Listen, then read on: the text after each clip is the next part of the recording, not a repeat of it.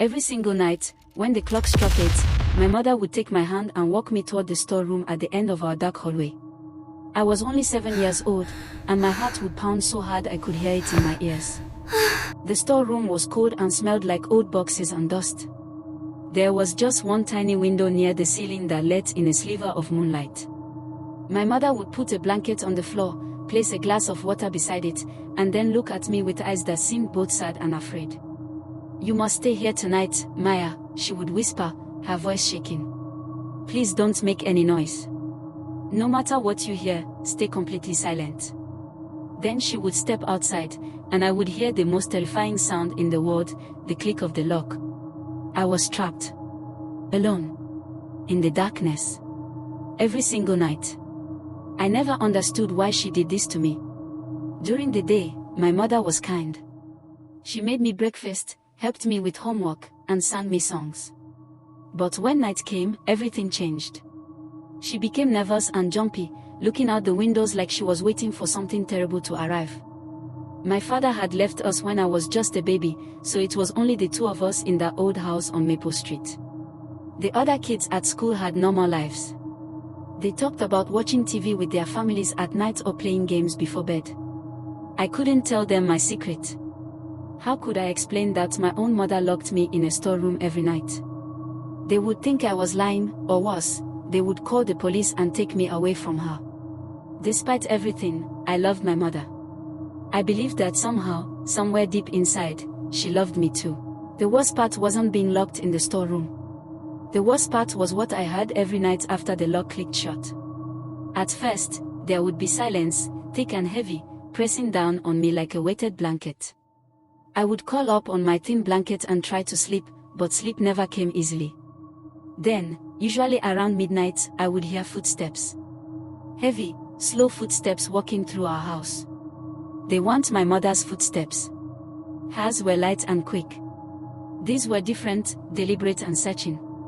The footsteps would move from room to room, and I would hear doors opening and closing. Sometimes I heard whispers, low and raspy, but I could never make out the words. My mother had warned me to stay silent, and I obeyed, biting my lip until it almost bled, tears streaming down my face. One night, when I was 8 years old, I gathered all my courage and pressed my ear against the storeroom door. The footsteps were right outside. I could hear breathing, slow, heavy breathing that didn't sound quite human. Then I heard my mother's voice, clearer than ever before. "She's not here," my mother said, and her voice was filled with a kind of terror I had never heard from her. "I told you, she doesn't exist. You need to leave."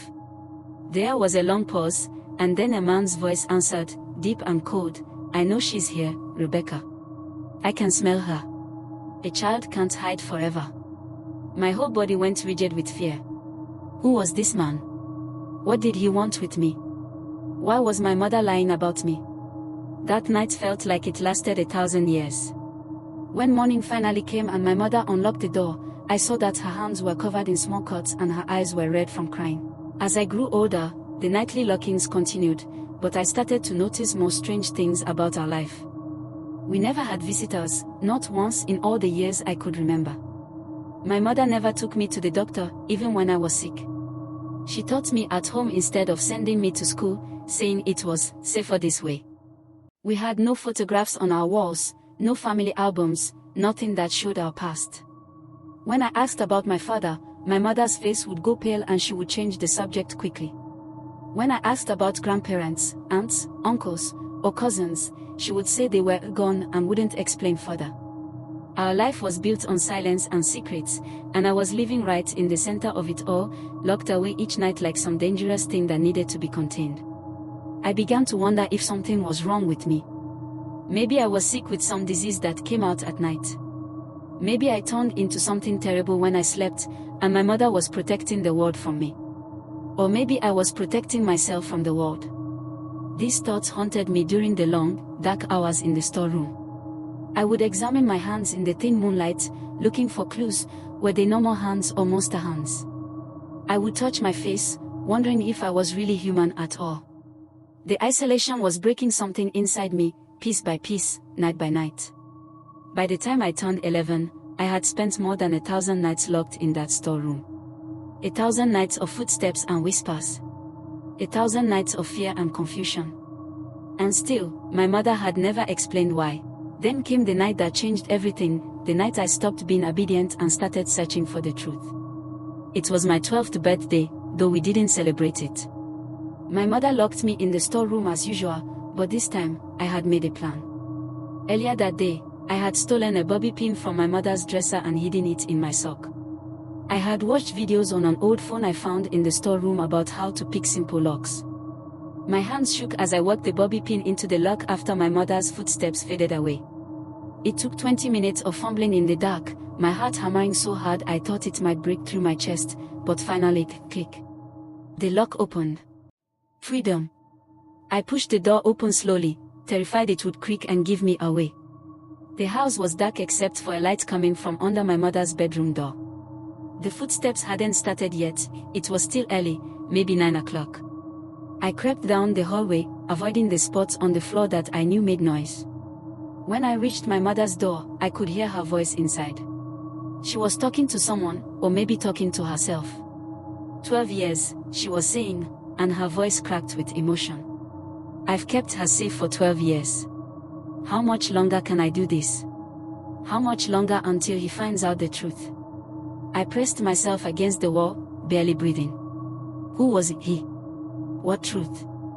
Then my mother said something that made my blood turn to ice. She doesn't even know what she is. She doesn't know that her father is, but she stopped mid-sentence. The house went completely silent. And then I heard it, the front door slowly creaking open. The footsteps had arrived early. And I was outside the storeroom. I stood frozen in the hallway, trapped between my mother's room and the approaching footsteps. My mind screamed at me to run, to hide, to do anything, but my legs wouldn't move. The footsteps were getting closer, and now I could see a shadow stretching along the wall, tall and unnaturally thin. My mother's door burst open and she grabbed me, her eyes wild with panic. Maya, no. You were supposed to stay locked. But before she could pull me back toward the storeroom, a voice cut through the darkness like a knife. Rebecca. Stop. The man stepped into the hallway, and I finally saw him. He looked almost normal, a tall man in a dark coat with grey hair and pale skin, but his eyes were wrong. They were completely black, like two pieces of coal pressed into his face, and when he looked at me, I felt something cold wrap around my heart. So this is her, the man said, moving closer. 12 years old now.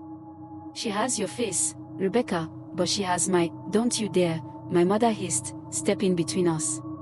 She was shaking, but she stood her ground. You promised me 12 years. You promised you wouldn't come for her until she was old enough to choose. The man laughed, and it sounded like wind whistling through a graveyard. Choose. You think she'll choose you, a mother who locks her away every night like a prisoner? You think she'll choose this pathetic human life when she could have power beyond imagination? I looked between them, my confusion turning into something sharper. What are you talking about? Mom, who is this man? My mother turned to me, tears streaming down her face, and said the words that shattered my entire world. Maya, this is your father. And he's not human. Which means, neither are you. My mother pulled me into her room and locked the door, though we both knew it wouldn't keep my father out if he really wanted to enter. She sat me down on her bed and took my hands in hers. They were ice cold and trembling. I need to tell you everything, and I need to tell you quickly, she said. Your father is what some people call a collector. He's not a demon or a ghost, he's something older and stranger. Collectors feed on human fear and pain, especially from children. 12 years ago, I met him when he looked like a normal man. I didn't know what he was. By the time I found out, I was pregnant with you. She paused, wiping tears from her eyes. When you were born, he told me the truth. You are half human and half collector. On your 13th birthday, your collector side will awaken, and you'll begin to feel hungry for fear. You'll hear people's terror like music. You'll want to hurt people just to feel their fear. Unless what? I whispered, though part of me didn't want to know the answer. My mother squeezed my hands tighter. Unless you never feel fear yourself. Collectors are drawn to fear like sharks to blood. If you grew up afraid of the dark, afraid of being alone, afraid of the sounds in the night, that fear would feed your collector side and make it stronger. So I did the only thing I could think of. Every night, I locked you in that storeroom. Every night, I made your father walk through the house, making those sounds, creating that terror. I made your childhood frightening and lonely and hard. Because I needed you to become so familiar with fear that it would become normal to you. I needed to make you brave by forcing you to survive being afraid, night after night after night. I needed to starve your collector side before it could grow strong. I pulled my hands away from my mother, standing up on shaking legs. Everything I knew about my life had just been turned upside down. You tortured me, I said, my voice breaking. Every night. For years. You made me think I was being punished, or that something was wrong with me. Do you have any idea what that did to me? My mother stood too, reaching for me, but I backed away. Maya, I know how it looked. I know how it felt. But it was the only way to save you. Your father made a deal with me. He would give me 12 years to raise you, to try to make you more human than collector. He walked through the house every night to test you, to see if fear would awaken your dark side. But you survived it. You're 12 now, and you still have a human heart. You're still my daughter. The fear didn't break you, it made you stronger.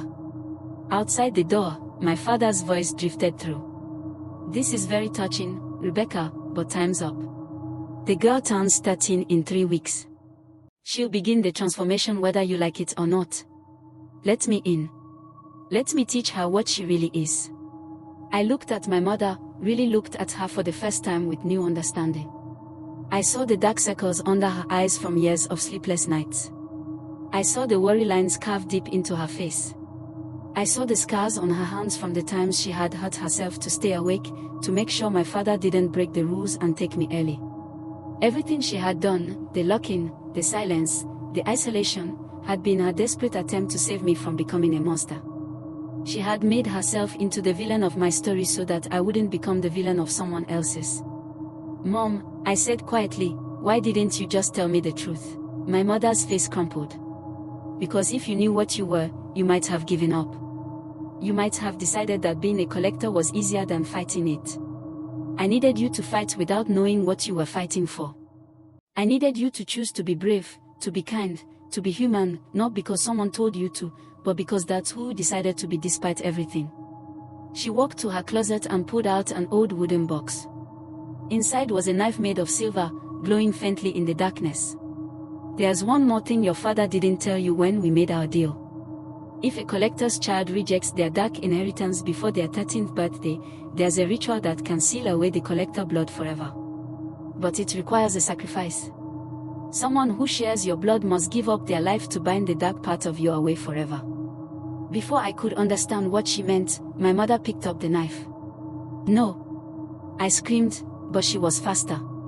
She pressed the blade to her palm, and her blood began to drip onto the floor, forming strange symbols that glowed with silvery light. I love you, Maya. I always have. Every night I locked that door, I stood on the other side and cried. I hated hurting you. But I would do it all again, 1,000 nights, 1,000,000 nights, if it meant you could have a normal life. If it meant you could be free. The room began to shake. My father was pounding on the door, roaring with rage. He knew what she was doing. Rebecca, stop. You can't do this. She's my daughter too. But my mother just smiled at me through her tears. She was never yours. She's mine. She's human. And she's going to have the life I never could. The light from the symbols grew brighter and brighter until I had to close my eyes. I felt something inside me, something dark and hungry and cold, being ripped away, pulled out like a rotten tooth. I screamed, and my mother screamed, and the whole house seemed to scream with us. When the lights finally faded, I opened my eyes. The symbols were gone. The knife lay on the floor. And my mother was slumped against the bed, her face pale and peaceful, her eyes closed. I ran to her, shaking her, calling her name, but she was already gone. The door burst open and my father stood there, his black eyes filled with something that might have been grief, if creatures like him could feel grief. She loved you enough to die for you, he said quietly. I suppose that makes her stronger than me. Then he turned and walked away, his footsteps fading into the night, and I never saw him again. I'm 25 now. I live a normal life. I have friends, a job, and an apartment with big windows that let in lots of light. I'm not afraid of the dark anymore. But every night before I sleep, I think about my mother. I think about the 1,000 nights she locked me in that storeroom, hating herself with every click of that lock. I think about how she gave everything, her happiness, her peace, her life, to save me from becoming something terrible. People say that love means sacrifice. They say it means putting someone else before yourself. My mother taught me that love sometimes means becoming the villain in your child's story so that your child can be the hero of their own. She locked me away to set me free. She broke my heart to save my soul. And every single day, I carry her choice with me. The terrible, beautiful choice that only a mother could make. If your mother locks you in a room every night for 12 years, you grow up traumatized, scared, damaged. Then you discover she did it to save your life. Could you forgive her? Let me know your opinion on the comment section below. Thank you for watching. Please do not forget to subscribe to my YouTube channel to get more interesting stories like this. Bye for now.